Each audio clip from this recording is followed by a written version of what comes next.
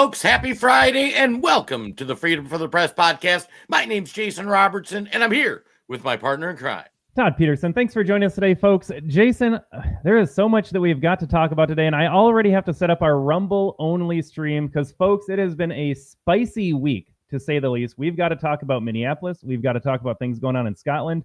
A lot of that we are going to skim over on the Facebook today, but everyone on Facebook, everyone watching on YouTube, elsewhere, be sure to check out our Rumble channel, The American Tribune. Go to rumble.com/The American Tribune.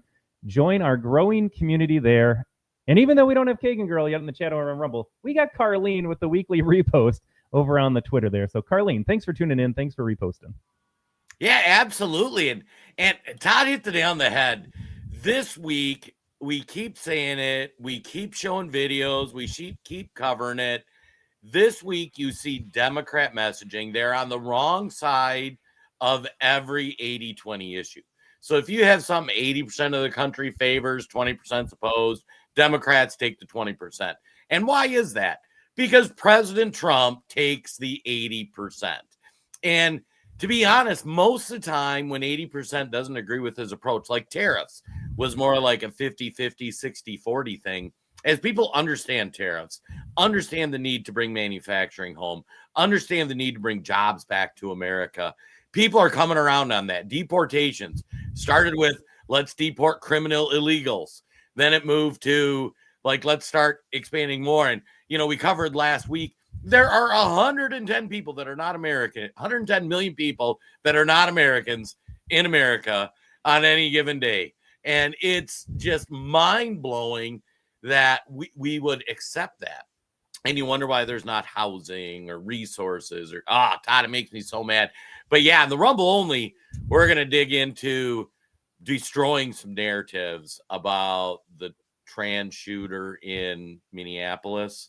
We're also going to talk about the Scotland story. Both those stories, heartbreaking stories. So we look forward to covering that with you guys over on the Rumble. And Jason, I don't think people know the full story on either of those. There's stuff coming out today, yesterday, things I'm just learning as well. We have a smart audience. They might be on top of it. But folks, what you're reading just from headlines, that is not enough. And everything else we're going to add to the conversation will only make you more upset. Yeah, it's funny. Todd and I are business partners. We got the other people on our team. We were chatting this morning about the Scotland thing because Will was writing an article kind of referencing it. And even this morning, as in tune as Todd in with the news, everything, Todd's like, you got to be kidding me. I didn't know that was the story. And it's remarkable. I have that all the time where I'm reading something, I'll see him share something. I'm like, what? That's a thing? And, but that's why you tune into podcasts like this. That's why you share our content, especially with people you might not politically agree with, because Democrats are starting to wake up. And I pray some of them are too far gone. Crazy cat lady next door, they're too far gone. People are starting to realize some of this stuff is just insane and it's got to stop. And that kind of segues into our first topic. We want to talk about crime, right, Todd? We do want to talk about crime. You talk about the narratives exploding, Jason. I am trying to wrap my head around, and I say this rhetorically because I know why Democrats do it. They're always going to oppose Trump. They have to create anger in their base. They got to get them outraged about something. They got to get the old white lib boomers out on the streets. That's all you see protesting nowadays. Go to any rally against Vance or Trump, and it is all geriatrics that have been brainwashed and just brain melted by corporate media propagandists, not journalists, propagandists. But they take the wrong side on crime. They take the wrong side on immigration. They take the wrong side on everything. And at some point, you're just like, why are you defending this? We'll have a clip of J.B. Pritzker saying, don't come to Chicago, Trump. Chicago's doing just fine. And all of us that live in the country are like, no, it's the murder capital of the United States. And it's always been that way. What are you saying? Why do you want to defend illegals? Why are you saying Kilmar Abrego Garcia should stay in the United States? It is insane. I'm running out of words, Jason. I think our podcast, our audience, just like, what are Democrats doing? And again, I say that rhetorically because we know what they're doing. They want to destroy this country. They want people as agitated as possible. They're possessed by demons. They're operated by this demonic control. But we got to wake people up. Normie Dems that you are friends with, Jason, I am friends with. I will be hanging out for my birthday party tonight with just the nicest people you can imagine, but the most deluded NPC types in the world out there. God love them. They're great human beings, great friends. But politically speaking, they just have no idea, and we need to wake them up from that. Sorry, I know you just wanted me to play the video, but I had to say that too, Jason. No, I mean, that is the narrative where as we talk about these issues, how much more do people need to see or hear to understand Trump is not your enemy? For those of us who are President Trump supporters, we love what he's doing. He is fixing long-standing issues that have been just disastrous for this country. And I'm a little more generous, I think, with the Democrat voters than you are, Todd, where I think a lot of them are just brainwashed. They aren't evil. I think your Democrat politicians are evil. Oh, I make that distinction. Yeah, they're just brainwashed. They're misguided. They think they're better people when they vote to steal someone else's money. I'll have a story about that too later on, Jason, after a hangout last week with these folks. Oh, nice. Hey, let's give a shout out to the chat too. Fally first in on Rumble. We got Doug over there. Democrats are America's number one enemy. I don't think you're wrong. We got Judy. Time to crack down on people who decided our laws are lax, that they can stay as long as they want. Yeah, wait till we talk about crime. Like, enforcing crime should be the easiest thing that we ever do. Judy also coming in. The Smith Smack needs to be reinstated. True story. It's insane. Fally, Democrats sold their souls. They hate the country and think there's a big payoff for them at the end. Yeah, hopefully that payoff's jail. We're waiting on our first perp walk. They should not live in America as evil as they are. It is so true. Oh, Todd. Okay, I promise we're going to get to the video, Jason. Yeah, no, go for it. We have such a smart audience, though. Judy's just dropping stuff like the Smith-Mundt Act. Just to expand on that a little bit here. After the World War II, Congress legislators decided, you know what, the U.S. government will not disseminate propaganda within the United States. Yes, we know that they disseminated propaganda around the world to collapse regimes. They were always involved in some other country. Did you know, Jason, in 2013, under the Obama presidency, this act was rescinded. It made it legal for the U.S. government to straight up lie to people via airwaves, via cable news, cable television, podcast. The government could have an active hand legally in lying to you. So when Judy says rescind or reinstate it, rather, that's exactly what Judy's talking about, because your government can legally lie to you right now. Yep. Yeah. Obama reversed it. Who would think that was a thing? And if you go back to, we're going down all kinds of rabbit holes. After World War II, it was exposed in congressional hearings, all the awful stuff we were doing in our country and overseas. And that came out. They had hearings. Nobody went to jail, really, or faced any consequences. But to think they aren't doing it today is ridiculous. Okay, now we can play a video. We got Kagan Girl in the chat. Good morning, Kagan Girl. Thanks for joining us again on Rumble. Folks, thanks for the Facebook views. Thanks for the Facebook comments. But head over to rumble.com, search out the American Tribune. Again, Jason and I hate doing it like it's going to be so great, Jason, kind of selling it. Today's Rumble only. There is no overselling possible. Like, it is going to get spicy today. Let's dive into the video, Jason. We have been promising this for quite a bit of time here. Our producer is going to slowly transition our screen. Fire this off. Place for. Oh, no, we wanted the crime, right? Yeah, let's do crime. Yeah, let's do crime. A major You want to frame up the video? And large. All right. If you've been watching the podcast for a while, eventually we'll play videos, I promise. So Donald Trump, with his DC crime crackdown, he showed how easy it is, and he's taken a playbook. We often, especially on our Substack, the AmericanTribune.news, cite El Salvador's approach to crime. You recognize that there is a crime problem. There are criminals doing bad things.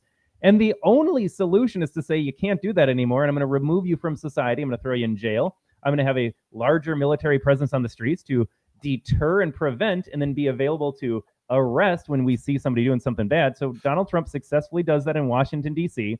He touted no murders in a week, which has never happened in decades in the nation's capital. So quite easy to solve crime. You say you can't do this anymore, and I'm going to enforce existing laws.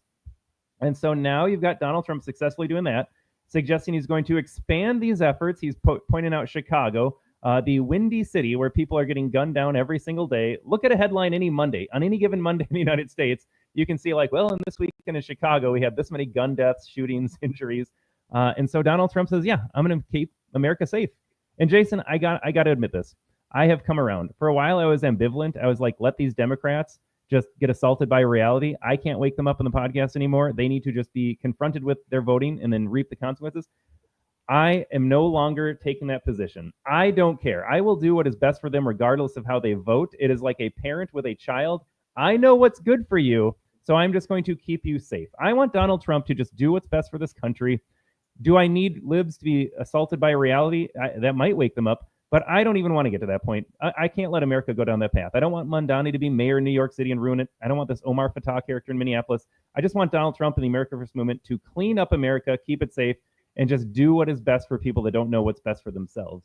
And so now Carolyn Levitt is saying, look, 81% of this country supports this. They say crime is out of control in these urban centers. So we got Levitt. We'll have a clip of Pritzker saying, no, don't come to Chicago here. But again, you talk about the 80-20 issues. 81% of Americans polled that Levitt cites. They agree that it's a problem in America. And I'm like, who are the other 19%? It should be 100% that recognize crime as a problem. But here's the Trump's approach. We'll get to Pritzker's approach. And then I know Jason will have thoughts on the other side. Large cities across the country, and a clear majority of Americans believe the president's actions are justified and necessary to reduce crime in these cities. Indu Bhatia, who runs a liquor store a half mile from the White House here just down the street, is one of those Americans who are grateful for President Trump's public safety push. Indu recently told the New York Post that her store was robbed so many times that they had to spend exorbitant sums of money on security, jeopardizing her family's financial future. But thanks to President Trump's strong action, Indu said, quote, all of my employees, including me, we feel much safer, and even our customers feel really happy when they walk into our store. All right, there it is. Chicago resident, thank you so much. American resident, thank you for keeping my cities safe, my streets safe, letting me run a business. I don't know, Jason, it sounds really controversial. I can't believe we're letting Americans function without the threat of crime. Yeah, and here's what's interesting. Todd and I live north of Minneapolis. There are neighborhoods in Minneapolis you just probably don't ever want to go to. And there's even more neighborhoods in Minneapolis you certainly wouldn't go to after dark. And no American should live like that. And it's interesting when Todd talks about, hey, my opinion's changing. I used to just say, let it rot and let them burn. I think you're right, where we almost need to treat these people like children. You know, your kids, you need to give them a certain amount of leeway where they can do something. We had dinner with my stepson last night, and he was telling the story when he was a kid. He went to somebody's house and they were grilling, and or it was Wayne actually on his podcast, and they said, oh, don't touch the gray coals because they're hot. And you know, his parents left him alone, didn't prohibit him, and he touched the coals and he burnt his fingers, and they treated him and say, see, don't touch the coals. We have reached the touch the coal point in Democrat cities with Democrat voters. Now we need to step in and say, listen, if I don't stop you guys, you're going to stick your whole hand in the grill and you're going to melt your hand off. Because in the world, we have people like Patrick. Now, Patrick, thanks for tuning in. I think you were here last week, too. Repeat viewer. This is week 3 in a row we got Patrick. So I think we're slowly going to make progress with Patrick. I'm not giving up on you yet. We will. And I'm going to ask a huge favor for our audience. Pray for Patrick. Patrick's going to say inflammatory things. Patrick's going to call you names. Just pray for Patrick. Just say prayers in the chat, Patrick. Now, Patrick's interesting. He's got his Ukraine flag. He says the P word, felon, child, blank, Trump, blank, children for 15 years, blank, blank, blank. Now, Patrick, if we go look on his social media, never mentioned anything about the Epstein files ever. He messaged a lot about Donald Trump being a Russian asset back in 2017. He's believed everything the media's told him. Patrick, we're going to pray for you, and we're going to appreciate you tuning in and hope you learned something. And tell us, Patrick, why are you against Donald Trump stopping crime in D.C.? They're celebrating in D.C. They've gone like 12 days without a fatal shooting. There's all kinds of video of presidents like, this is great. And don't get me wrong, nobody wants National Guard in all the cities. That is a temporary measure that we need to get out of, but it's something we need to take advantage of now. Yeah, I got to say too, Jason, when it comes to the issue of Ukraine, it will be Donald Trump, the man that I proudly voted for 3 times, that saves Ukrainian lives. Patrick is over there patting himself on the back saying, I'm such a good human being. I have supported the conflict over there that has resulted in millions of, and then you add in displacements, casualties, family disruptions, death. This man supports all of that over there, all of the chaos, all the suffering. The man I voted for is going to resolve that conflict. It's going to save innocent lives over there on both sides of the conflict. But he'll pat himself on the back because he put blue and yellow in his social media bio and thinks that makes him a better person. And Jason, I do just have to say this. One of the things about the left, they just use these words so often, the P word, the F word, the R word, all these words, it loses meaning because every time Patrick says this, he tosses out a false accusation. The word loses meaning. And then for people that actually suffer those abuses, they suffer at the hands of awful human beings. We've become numbed to that idea here. You use you use the word racist so casually. It means nothing anymore. Patrick thinks he's getting one on us by using those words. It goes right over me. I don't even process it anymore because they've just used these words ad nauseum. And it does a huge disservice to real victims of these crimes. So shame on you, Patrick. But by all means, keep watching the show. We're here to change your mind. Jason and I will be praying for you. We encourage our audience to pray for folks like Jason because this, I don't know. He's going to come in here and he's going to say the same thing, and he'll never engage with our ideas. Jason, apparently Patrick doesn't want to solve crime. Apparently he doesn't want to solve the housing issue. Apparently he likes it when the illegals are all in this country. Patrick stands for nothing but evil. So we need to change his mind, and we pray for him that he will. I gotta say, the gang's all over on Rumble too. We gotta get like Judy and some of those guys over there on Facebook. But Kev, is this Facebook time? Can that man type that? Is he watching on Reddit? So here's a fascinating thing. And just to give you guys a little under the hood, Todd and I do digital marketing. On Facebook, if we called, we played a Joe Biden video unedited of him slurring his words and saying something like, is he all right? Or something like that. And Facebook dinged that video in about 35 seconds. And meanwhile, if you want to say something about Trump, calling him the P word, the R word, any of those words, they don't censor you.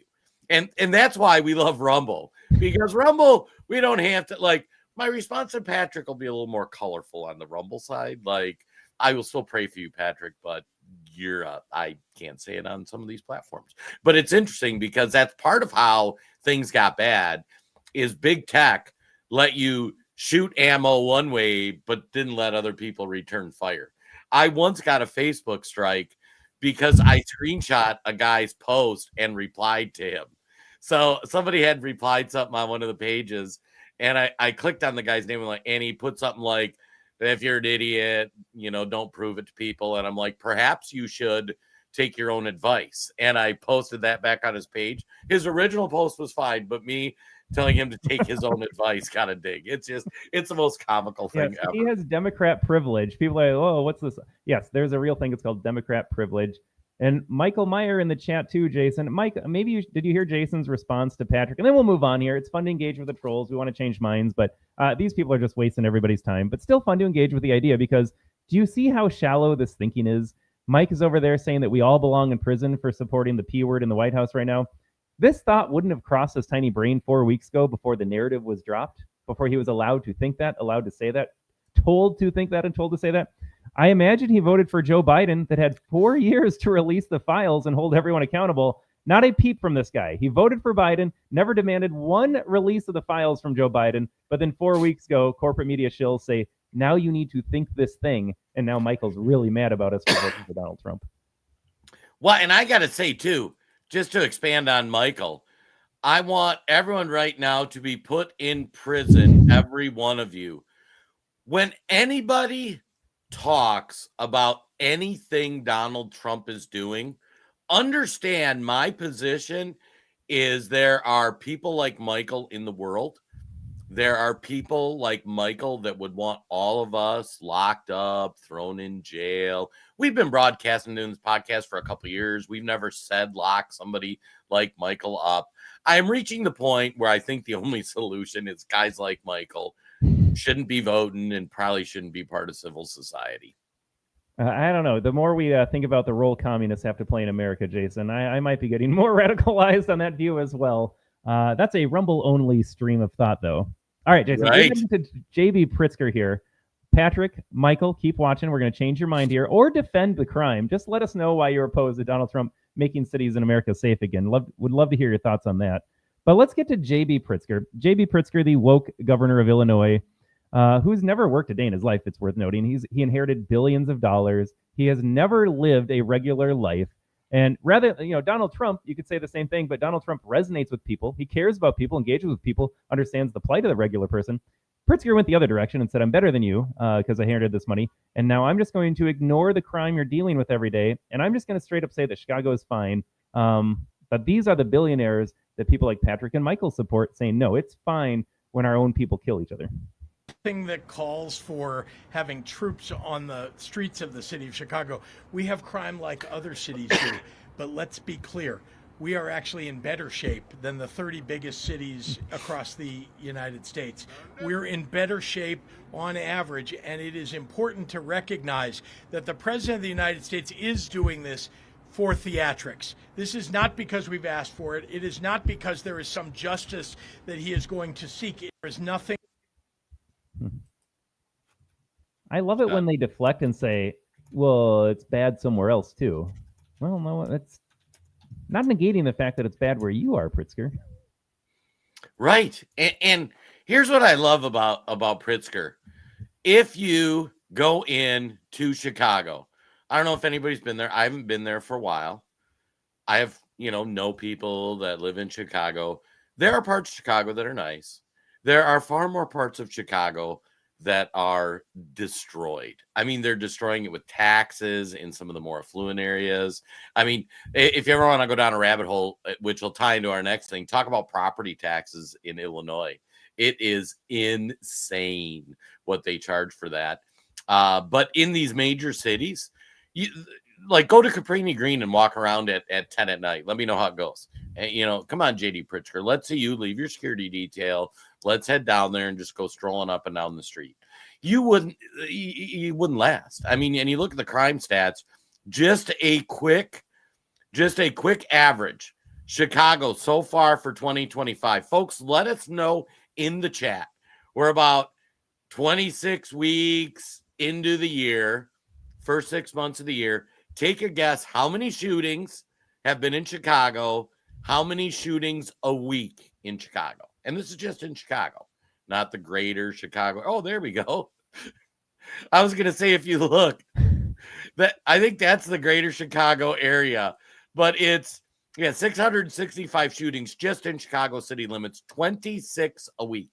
So on a given day in Chicago, you've got 4 people being shot every single day. And Pritzker's up there like, this is great. And then you had Raskin. I don't have the clip, Jason, but he's like, crime is normal. It's normal to have crime. So they defend it all. And I will say, I'll concede a point to Raskin here. We didn't pull up the clip because we have other things to talk about.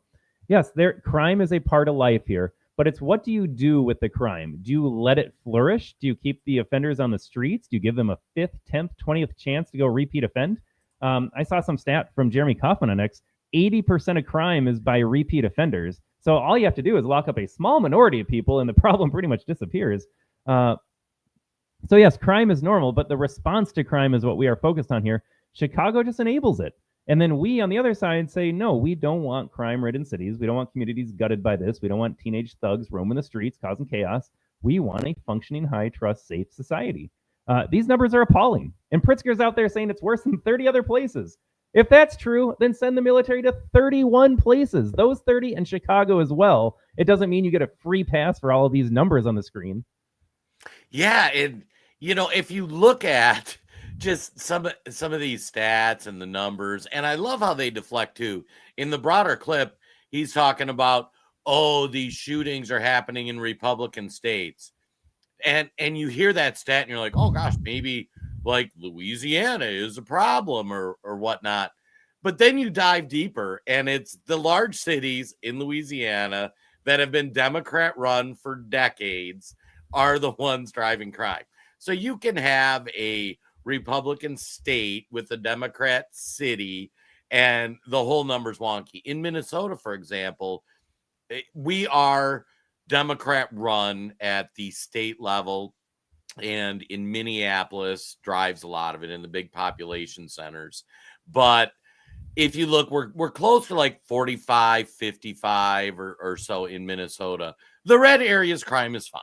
There is not crime. You are not, you could still, you won't probably leave your front door unlocked, but you could leave your car in your driveway unlocked. In Minneapolis, it came out a week ago. In one weekend, there were like 400 car windows broken out and everybody's stuff.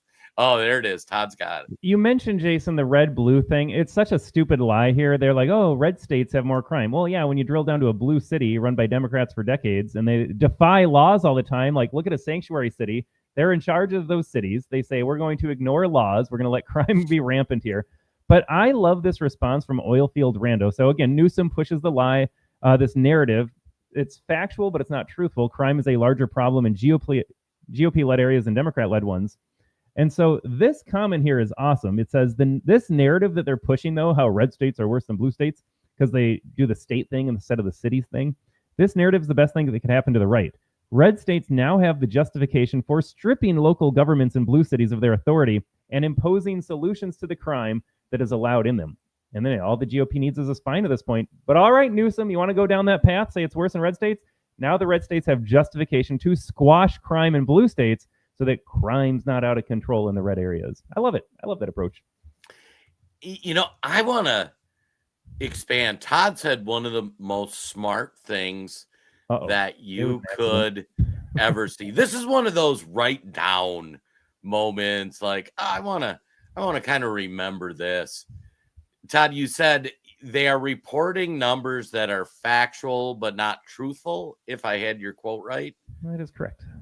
That is an important concept to understand. And we talk about this a lot. Our podcast is named Freedom from the Press because we want to report both facts and truth. Because when, in this example, Newsom says red states have a crime problem, that is a factual statement. It's not truthful. The truthful part is if you look at the states, the crime is in the blue cities where they don't enforce laws. Kev hits it on the head. No-go zone blue cities in the middle of a sea of red. So the media, guys like we talked about earlier, will see those headlines. They will see those stats, and they will say, oh, that's true. And they'll run with it. Okay. And they report numbers in a way that is factual but not truthful. It doesn't tell the story. They lie about it. Yeah, K-Gun Girl, Facebook's ridiculous. We like streaming on Facebook because there's a lot of normal people on there, and we try to get them all over to the Rumble. Like Fally for the longest time. We couldn't get Fally over on the Rumble. Now we got Fally on the Rumble. Sorry, I was streaming. I didn't know how much time I had to look this up here. I was going to pull something from Cernovich here. So along the same lines, I was so close to finding it, I think. The other thing that's worth pointing out when you talk about crime in these red states, so they like to look at, they've been memeing a lot about Louisiana and Mississippi, and they say there's so much crime there. Jason, there's going to be an uncomfortable conversation on the left, though, when they drill down to if they ask themselves, who is committing the crime in Louisiana and Mississippi and the Deep South and these Democrat-run cities? Democrats are not going to like what they find when they realize, hold on a second, we are pillaring these red states for their murder rates. And it turns out in those red states, it is mostly the black community killing other people in the black community that leads to these high crime and murder rates. I don't think the left wants to go there. And so that's why they just surface level it. They say it's worse in red states, and let's leave it at that. Don't ask any questions. Number one, it's in blue states. And number two, it's their favorite constituency. Well, rather second favorite constituency now that they favor illegals more than anybody else in this country. But just wild. If they want to have that conversation, let's have that conversation. Right. Well, and it's interesting, too, because Todd used a line on his podcast yesterday, if I was king for a day. If I were king for a day with a crime, you want to know the easiest way to stop it? Make an example out of a few. I was talking with somebody, they were making fun of Trump for painting the border wall black. And they're like, oh, what a waste of money. And my reply was, I agree it's a waste of money. We should just put a sniper up there. I mean, you get a sniper up there, they take care of a few things, and suddenly nobody's crossing the border, and not that we want to go all hardcore, but if you look in some of the countries, we had played a video like a year or two ago when the Taliban took over Afghanistan, and the people of Afghanistan were like, well, it's kind of nice. Everybody quit stealing because they just chop hands off. So it's turns out when you enforce laws and punish criminals, people stop committing crimes. And the opposite is true. When you no longer punish criminals, and even Jeff had an example here. Everyone's kind of missing the problem, and that's what amounts of unaliving, child crimes, and carjacking is acceptable. Here's the thing: crime doesn't start with the serious stuff. Crime starts with the little stuff, and it keeps going. Goes all the way back to Rudy Giuliani. He called it broken window policing, where when you let little things in society go, big things get worse. Yeah, and I got to say too, Jason, isn't it hilarious that these libs out there, like, what a waste of money to paint the wall black? And then it's like, do you realize what we spend on illegals in this country? Do you want to talk about what a waste of money is when it comes to illegal immigration? But you're going to point out painting a wall black is where you draw the line at wasting resources? Are you kidding me? Yeah, and these people, they just don't love America. Oh man. But it's funny, we joke about it, and the meme goes around the interweb, where if Donald Trump came out in favor of breathing and oxygen, Democrats be running around till they're purple in the face and pass out. I don't know how people can oppose crime. If you don't, or Trump stopping crime, you cannot like the National Guard being deployed. You cannot be a fan of that. But at some point, the citizens in the United States deserve to have cities that aren't hellholes. And Donald Trump is president. If he is going to step in and fix that, that's great. Todd and I think some people in the audience are like, let it burn. But the problem is they keep touching the coals and they keep not understanding.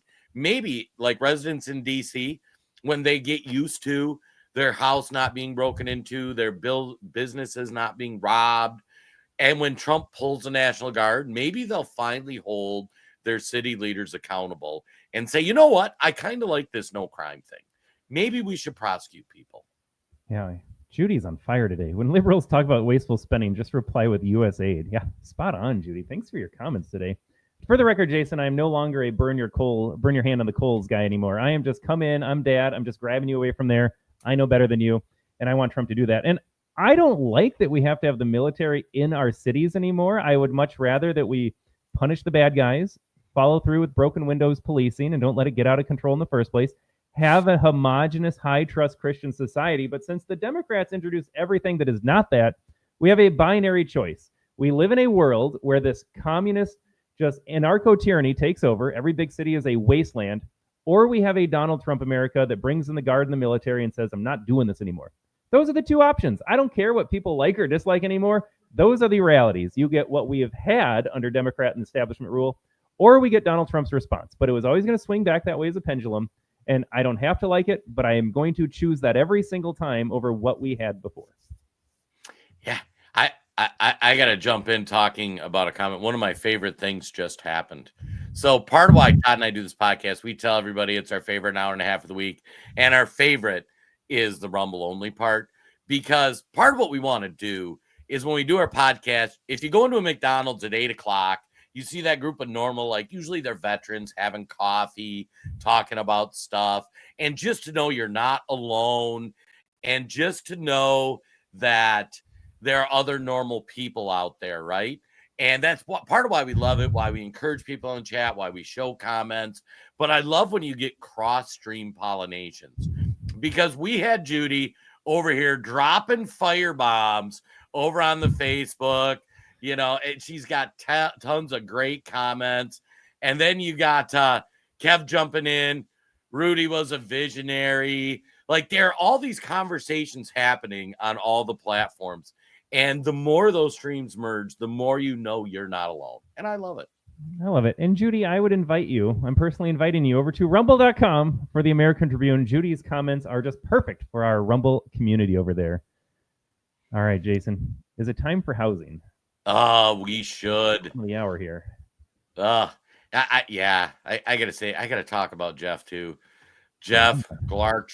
I'd probably butcher your name, Jeff. Another thing that is a failure is that there's a point system for juvenile crimes. What I understand is a juvenile needs to hit a score of 15 before they're detained.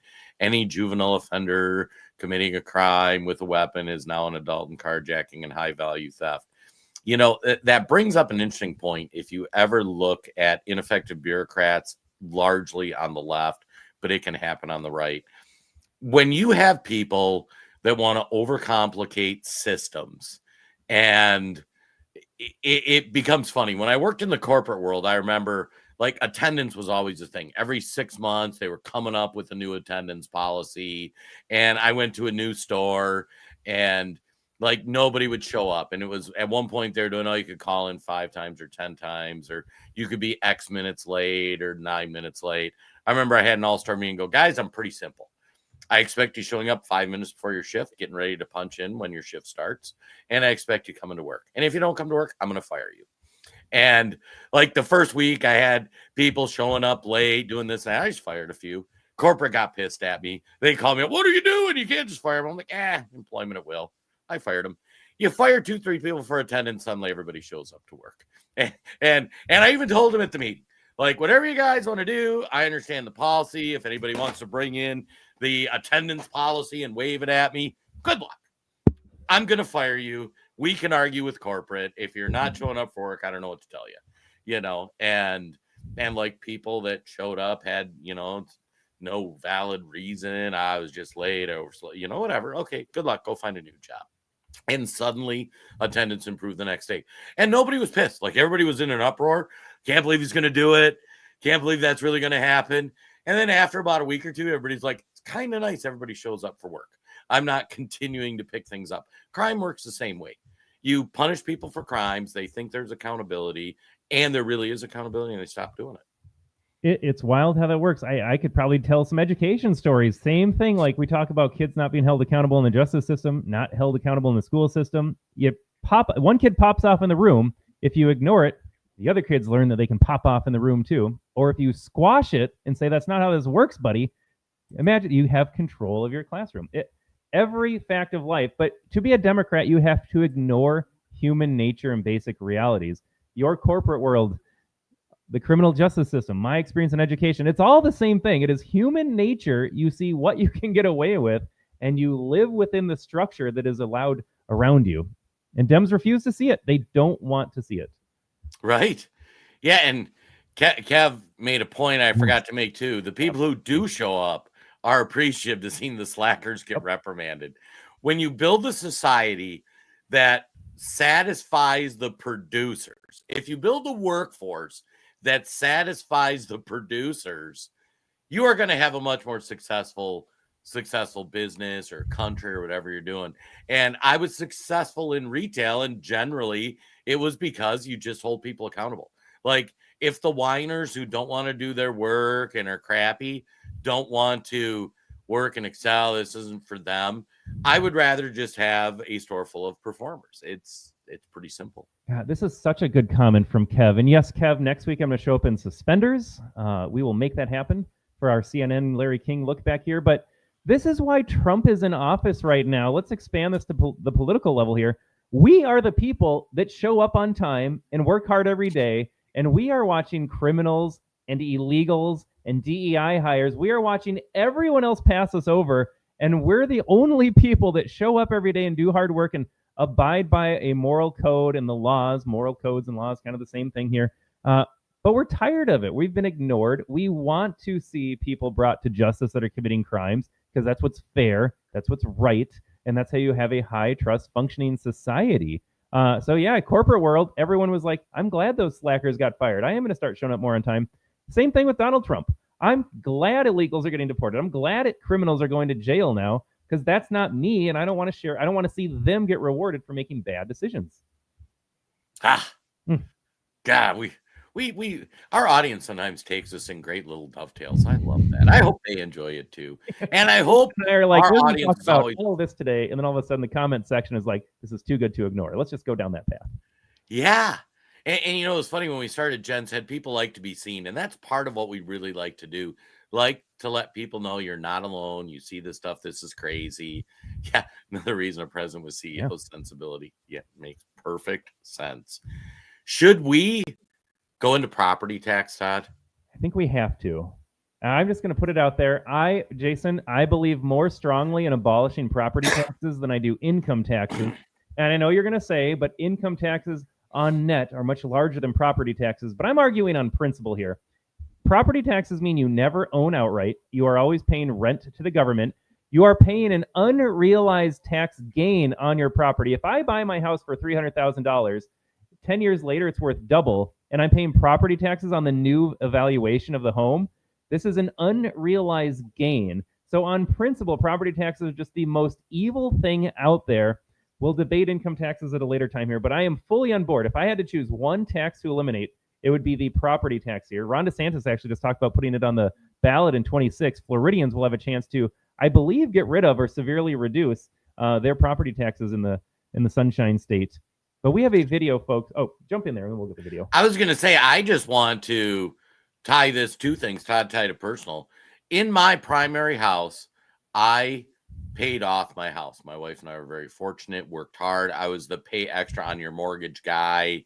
You know, after 15 years, got her paid off. I would encourage anybody who can do that, do a little extra on your mortgage, get it paid off. Like, it's a great investment, great strategy. But every year I've got to write a check for thousands of dollars to my local government. And that number continues to go up because they keep telling me my house is worth more. And I'm like, it is insane. And yeah, Kev mentioned the elderly or the disabled. They can't afford for those taxes to go up. Mm-hmm. Now, the second thing, I'm going to give another real world example. After the housing crash, my friend Gary and I decided to buy some houses. Single family homes were super cheap. And here was our concept. And Gary's a Democrat, by the way, one of the normie ones. Maybe that's why I'm sensitive to normie Demis, because he doesn't think you should mutilate children's genitals. He just likes more welfare than I do. But we bought a house and we said, okay, here's the thing. We're going to buy these houses. It was like 2012. So 2022, 32, 2032-ish, 20 years down the road, we get 20-year mortgages and we'll then have the houses paid off.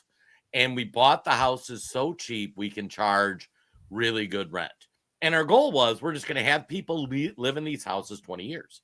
They'll pay it off. It'll be a great deal for them because it's cheaper than they can rent or buy somebody else. We'll, at the end, have a house that helps fund our retirement. We have had to raise rent a few times since we bought those houses back in 2012 because property taxes keep going up. So here we're trying to do something nice. We're like, oh, we're going to give affordable housing. We're private investors. We maintain the houses really good. And right now, next year, we're facing needing to go back to our tenants and say, yeah, you know, I know you've been here 4 or 5 years. We've never raised your rent, but my property taxes now went up like $1,000 a year. And I just don't make enough to cover the repairs and that. So I'm going to have to go in and raise their rent because the government wants to tax the property we own more. It drives me nuts. Absolutely. And then on the other side of that, so you and I, Jason, making the point on the front side of how evil these things are. On the back side, all that money goes into mostly the school system. This might be a good time for me to tell my story as well. So not only are you getting this money stolen from you, paying rent in perpetuity to the government, now you are funding your own child's woke indoctrination into an absolutely failing government school system. It's all bad. It is all bad. And here's my story, though, Jason. So I'm with another normie Dem last weekend. His kids are the same age. They've got 2 little girls like I do. So hanging out is easy. But then he's telling me, like, well, where I live in New Brighton, Minnesota, which is a predominantly white, I think you'd call it second ring suburb. It's upper middle class, all white. So it's expanding because, of course, it is. People want to live in a safe community with people like them. They're going to have to build new schools. And so I said, I hate everything about this. I vote no on every single levy possible. I am not responsible for educating someone else's child. The school system is an absolute failure. They get more and more money and never produce results. I am a hard no every single time. You want to educate your kid?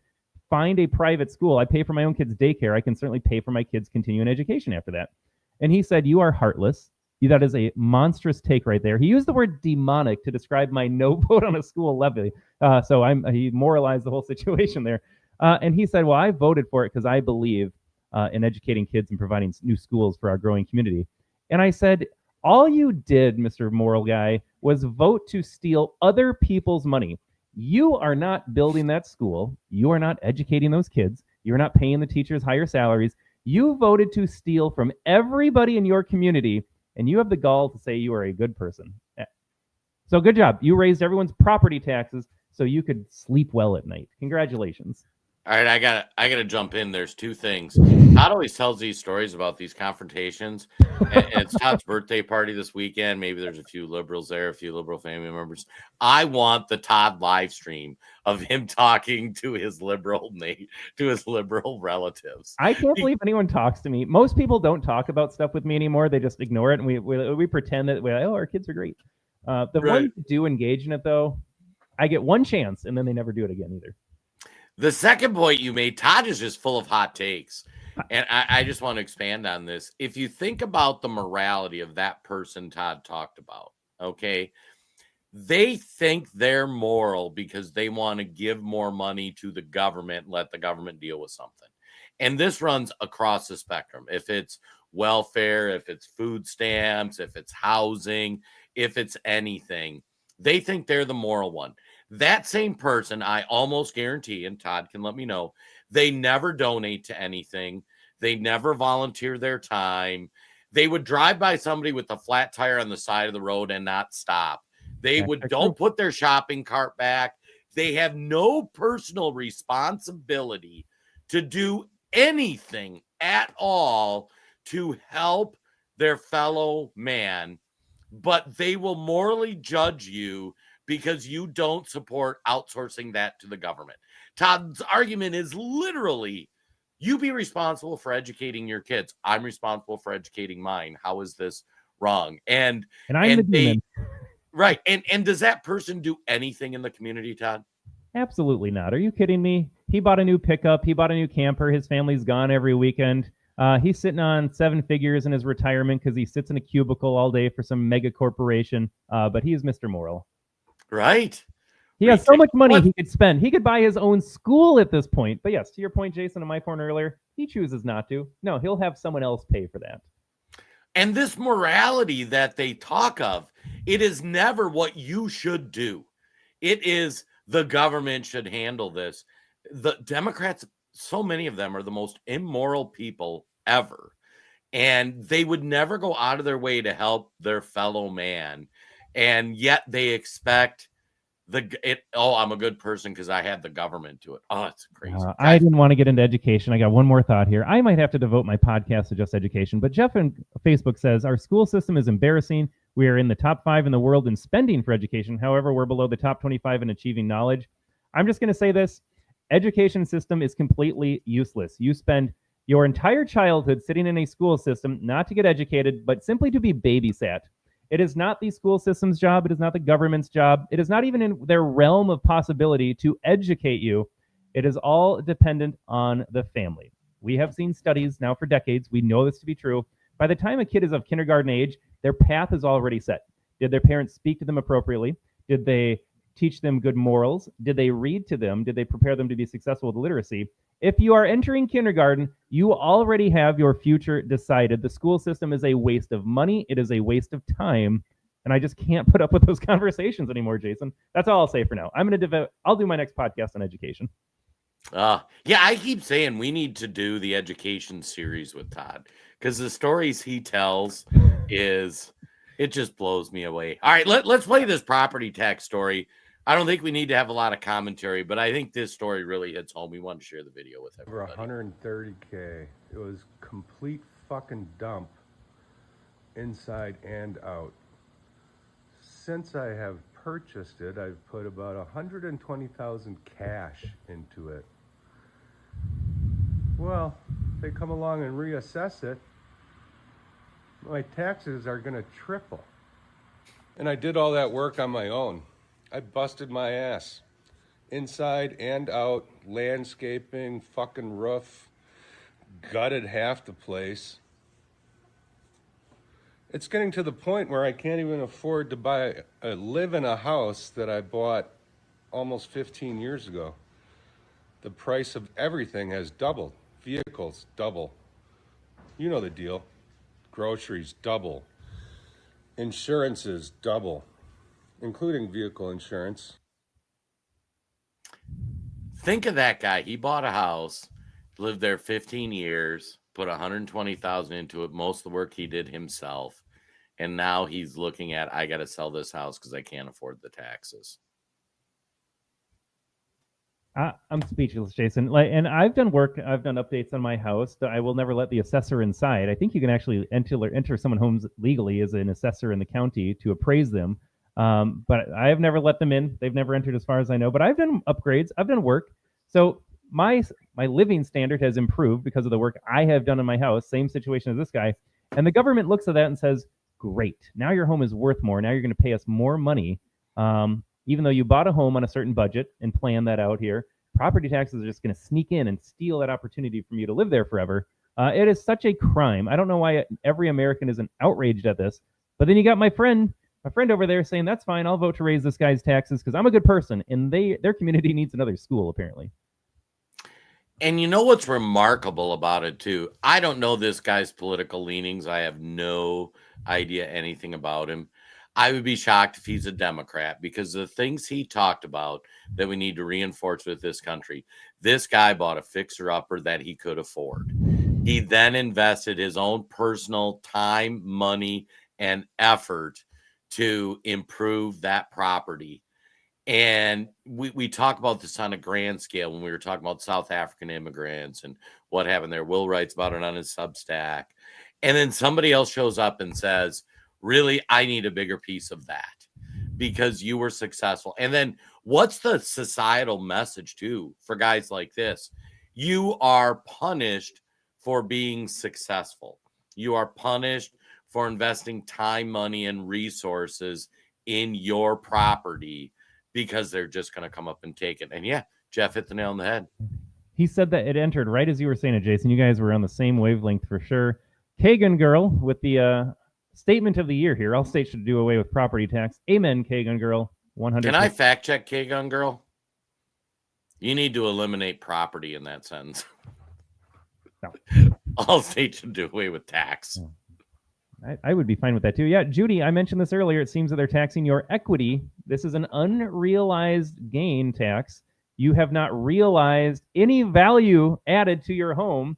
You paid for something. You paid a price for your home. They tell you it's worth double that. You haven't realized that. You're not liquid in that. You haven't sold your house, but you're going to pay on that price that you will never realize because you buy a home to live in forever. Yeah, absolutely criminal. Should we cover that last video on the section or the Section 8 housing? Section 8.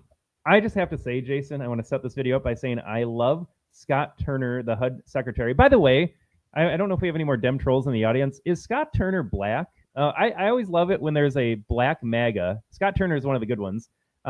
Is he black? Because he has conservative values? They never know how to answer that question. They know what to call me. I'm a racist because I'm MAGA, but what about him? He's MAGA and he's black, so never an answer there. But I love what he says here when he's asked, well, people are going to lose their homes. Folks, this is just an awesome moment. I was curious about some of the time limits on housing assistance. This is, housing that's already built that impacts millions of Americans. You spoke a little bit that some of the concern there was fraud, but I was wondering if there's, any worry about, you could be pushing out families who are dependent on these HUD programs that, this is really the only avenue they have to get housing. You're talking about the proposed time limits? Yeah, that's right. And what is your question? Just if there's any concern about whether you're going to be... Also, I love that this reporter was yammering on for 20 seconds, and Scott's like, what is your question? Can you just ask it? Jesus, right. Spit it out. Pushing out families that need No, there's no concern at all. Government subsidies were never meant to be a lifestyle. Have you ever met somebody that live in government housing? Personally? I don't know if I've asked. But... I met hundreds of people around our country. Government subsidies were never meant to be a hammock. They're meant to be a trampoline. We're always going to have people in our nation that need help. And we understand that from the heart of HUD. We understand that we'll have these people. I met a young lady in a certain city in our country that's been living in a certain housing project, which was deplorable. She's 52 years old. She's been living there since 1953. Excuse me, she's 52 years old. She's been living there since 1973. She's able-bodied, able-minded. She was raised there. She lived there. Now she's raising her children there. There's 3 generations living in government subsidies that are able-bodied, able-minded. That's not the way that our government and our country is supposed to be. And so when you talk about time limits are kind of an encouragement. It's like, hey, you can do this. Now remember, we're talking about able-bodied, able-minded people, not seniors, not the disabled. People who are able to work, people who have the ability to work, people who have the mental acuity to work and look for work. Are you worried you're going to kick people out? Hell no, I'm not. They can go get a job and pay their own rent. Yeah, I have to say, when I hear stuff like this, it just makes my heart swell. And it's funny because people on the left will say, oh, you're kicking people out of your house.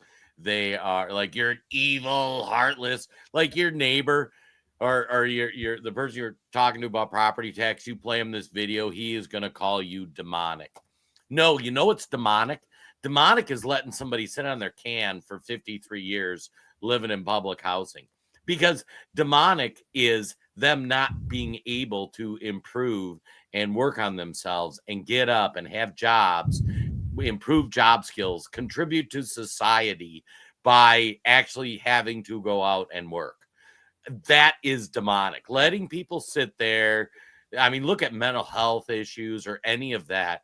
People that are on government assistance for extended periods of time, they are crabby. And I'll be honest, if you're going to be on public assistance for a long time, I don't think you should vote, because you're only going to vote to give yourself more public assistance. I think there should be a requirement that you need to be a productive member of society to work.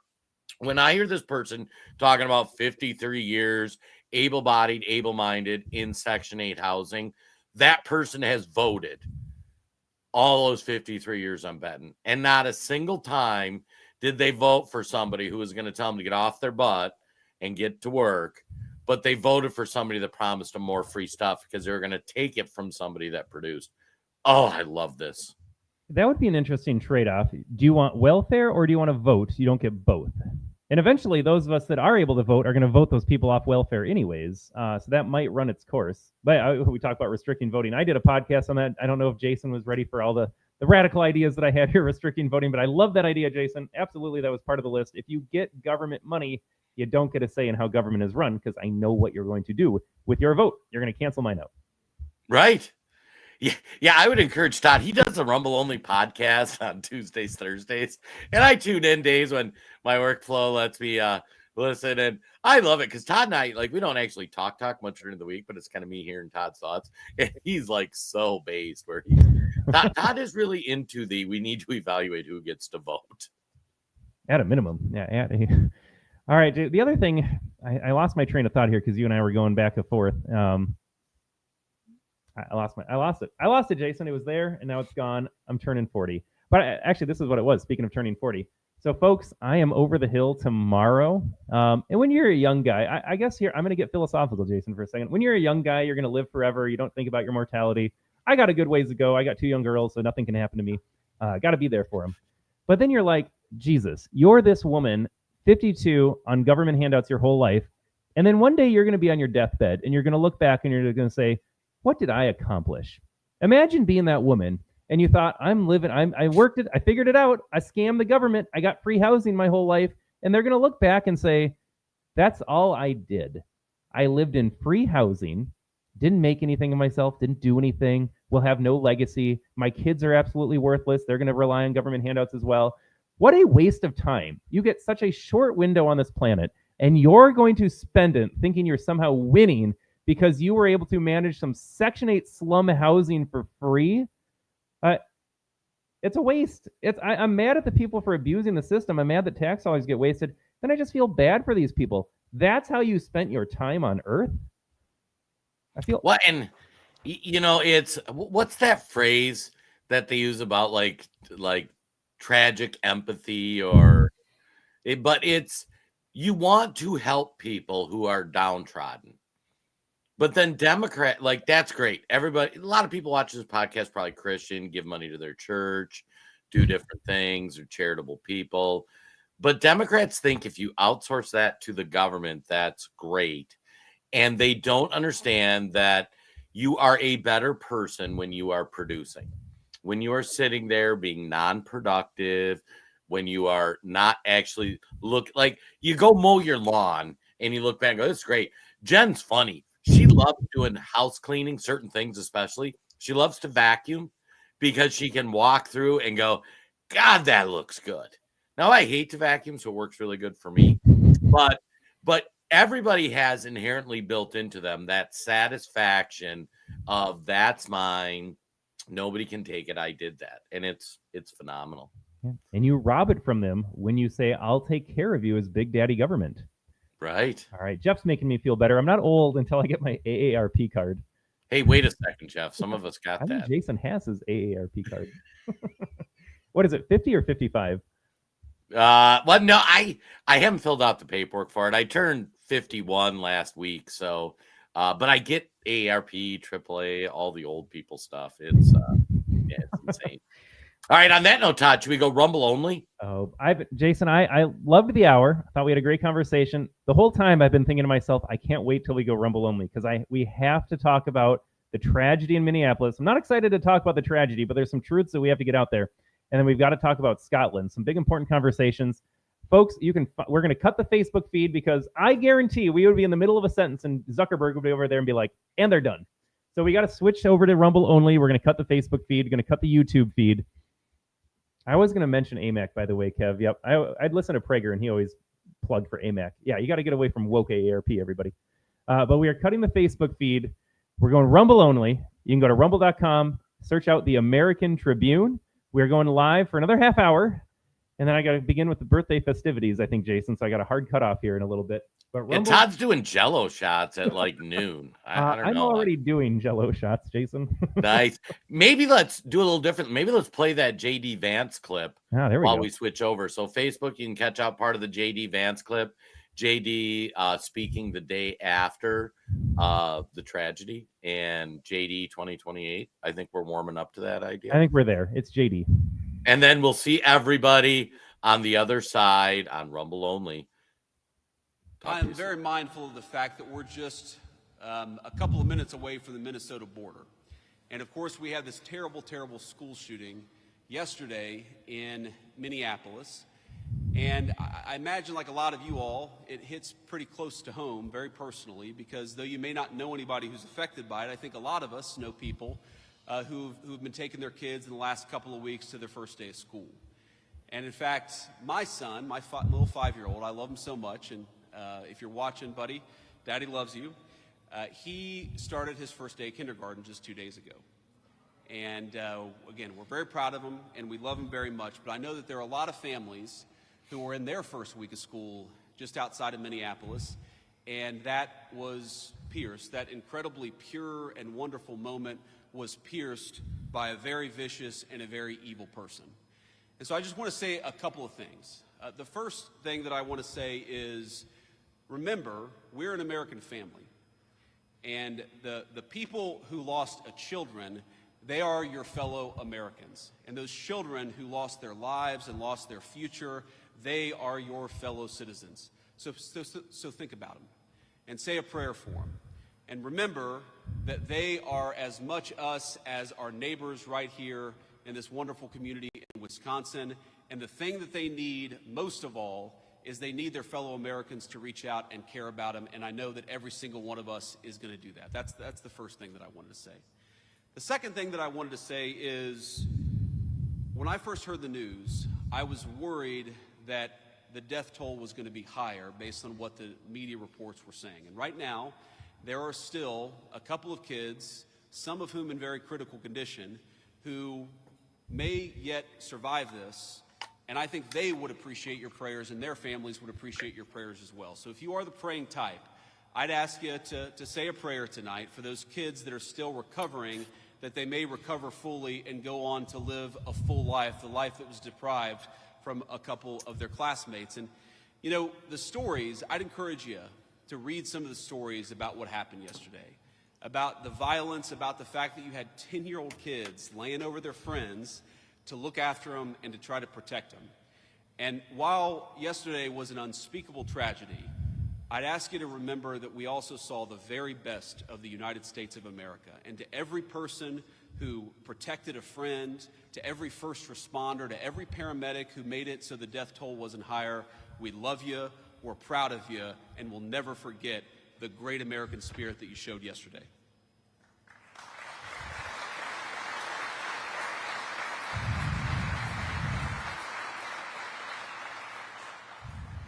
And on that note, there's going to be time for politics, and there's going to be a time to figure out how to prevent this stuff from happening, how to make these shootings less common in our country. And I'm not going to speak about that now, but I would encourage you, the First Lady, Melania, who really has a very big heart for children, obviously as a mother herself, she put out a statement earlier today that I think is really worth taking a look at, because this happens too much in our country. And if you look, we really do have, I think, a mental health crisis in the United States of America. We take way more psychiatric medication than any other nation on earth, and I think it's time for us to start asking some very hard questions about the root causes of this violence. And I'm going to be part of that, and the First Lady and the President are going to be part of that, but that's going to be an American conversation that we're going to have together. But before we have that conversation, if you are the praying type, I would ask you to join me in prayer. I'm just going to say a prayer for the two little kids who lost their lives yesterday. And this is a prayer we say a lot in my church, and I've always found it very meaningful. It's very short. But eternal rest grant unto them, O Lord, and let perpetual light shine upon them. May the souls of all the faithful departed, through the mercy of God, rest in peace. Amen.